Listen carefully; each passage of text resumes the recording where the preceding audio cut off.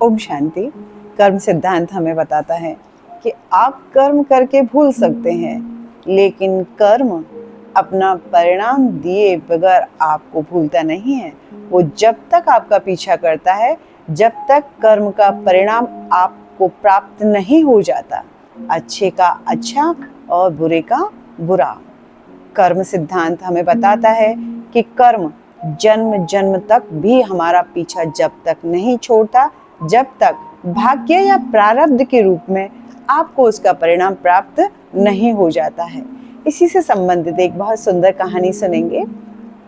एक बार की बात है, जब महाभारत युद्ध समाप्त होता है तो रुक्मिणी जी श्री कृष्ण जी से पूछती हैं, हे प्रभु, जो धृतराष्ट्र राजा धृतराष्ट्र थे, उनको वो अंधे क्यों हुए और उनके 100 के 100 पुत्र, 100 की 100 संतान मृत्यु को क्यों प्राप्त हुई?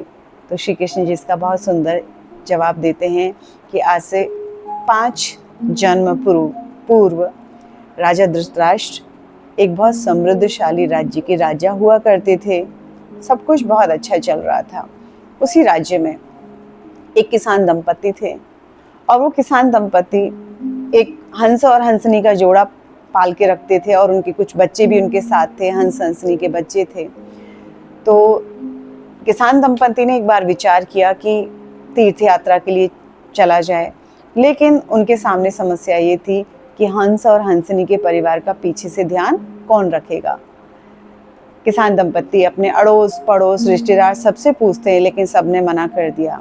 तो किसी ने उन्हें राय दी कि जो राजा है वो पूरे राज्य का एक पिता ही होता है। आप ऐसा करिए, अपना ये हंस हंसनी का परिवार राजा जी के पास छोड़ दीजिए और फिर आप निश्चिंत होकर के तीर्थ यात्रा पे जाइए।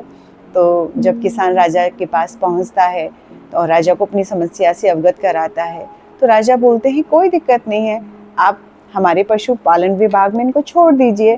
तो इस तरीके से वो निश्चिंत होकर के दोनों तीर्थ यात्रा पे निकल जाते हैं। पीछे से क्या होता है कि राजा को कोई रोग होता है और उसमें उनको ये राय दी जाती है कि आपको हंस का मांस खाना है। तो वो पीछे से जब हंस का मांस जब वो चखते हैं तो उन्हें बड़ा स्वादिष्ट लगता है। तो उसके बाद उन्हें आदत पड़ जाती है। धीरे धीरे करके हंस हंसनी के कई सारे बच्चे भी हो जाते हैं। तो डेली वो एक एक करके एक एक हंस को मारते हैं और उसका मांस खाते हैं। तो इस तरीके से उन्होंने धीरे धीरे करके 100 हंस हंसनियों को खा लिया। और उसके बाद कई महीनों बाद जब वो किसान वापस लौटता है, राजा जी के पास पहुंचता है अपने हंस हंसनी के परिवार को लेने के लिए, तो राजा जी बोलते हैं कि आपके जाने के बाद एक ऐसा रोग आया पशु पक्षियों के अंदर कि धीरे धीरे करके वो सब मृत्यु को प्राप्त हो गए। तो किसान वहाँ से चला जाता है।